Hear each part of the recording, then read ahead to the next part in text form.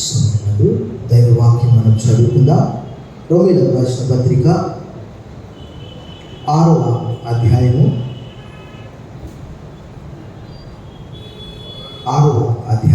17వ వచనం.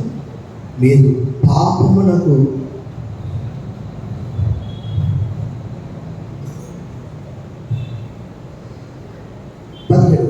పాపమునకు దాసులై ఉంటేది కానీ ఏ ఉపదేశ క్రమమునకు మీరు అప్పగింపబడితురో దానికి హృదయపూర్వకంగా లోబడిన వారై పాపము నుండి విమోచింపబడి నీతికి దాసులైతే ఇందుకు దేవునికి ఎంత గొప్ప మాట అండి. రౌడీ షీటర్లు, త్రాగుబోతులు వారి సాక్ష్యాలు వింటే, మారణహోమం సృష్టించినటువంటి వారు, నక్సల్స్, గజదొంగలు. ఒక దినము సాధు సుందర్ సింగ్ గారు అడవిలో ప్రయాణం చేస్తూ ఉన్నాడు. చాలామంది క్రైస్తవులకు ఆసక్తి ఉన్న వాళ్ళకు మాత్రమే తెలుసు ఆయన జీవిత చరిత్ర. ఇక నీకు ఫోన్ మీద, సినిమా యాక్టర్ల మీద, యాక్ట్రెస్ మీద ఇంట్రెస్ట్ ఉంటే సాధు సుందర్ సింగ్ నీకు పరిచయం ఉంటాడు. నేను ముఖాముఖిగా చెప్తున్నాను. ఆయన అరణ్యంలో వెళ్తుంటే ఒక దినం చీకటి అయింది. ఆయన దగ్గర ఏముంటుందండి?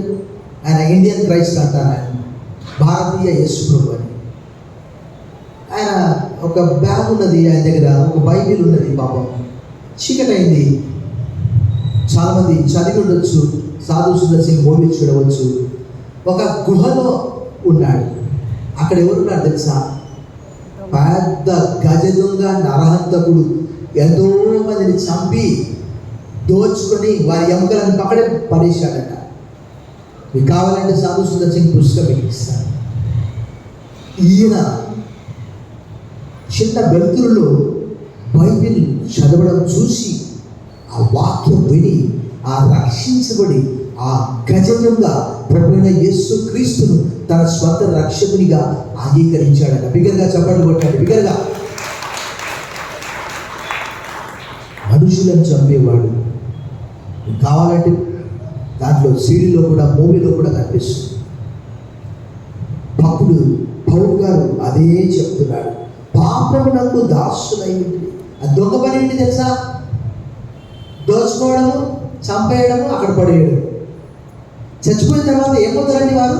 ఎముకలుగా వారి పక్కన ఎముకల లోయనంట.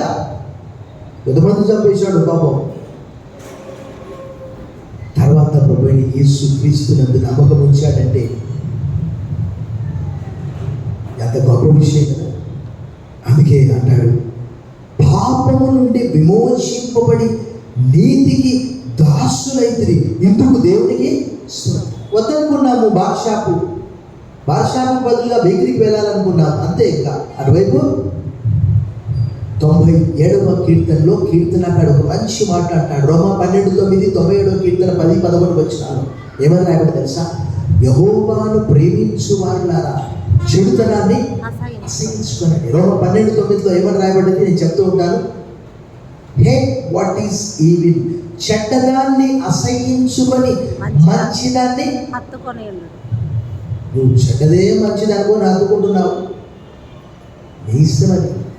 బట్ పౌలు చెప్పే అద్భుతమైనటువంటి ఈ మాట నాకు ఈరోజు, పాపం నుండి విమోచింపబడి నీతికి దాసులైంది. మరి ఒక చిన్న మాట మనం చూద్దాం.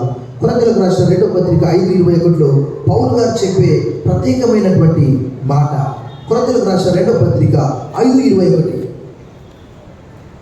చాలా చక్కగా ఉంటుంది ఆ మాట. చదవండి.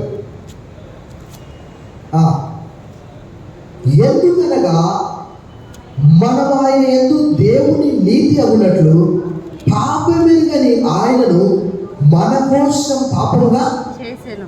ఒక్క మాటలో చెప్పాలంటే జీసస్ ఎగ్జాంపుల్ ఎలాంటిదండి?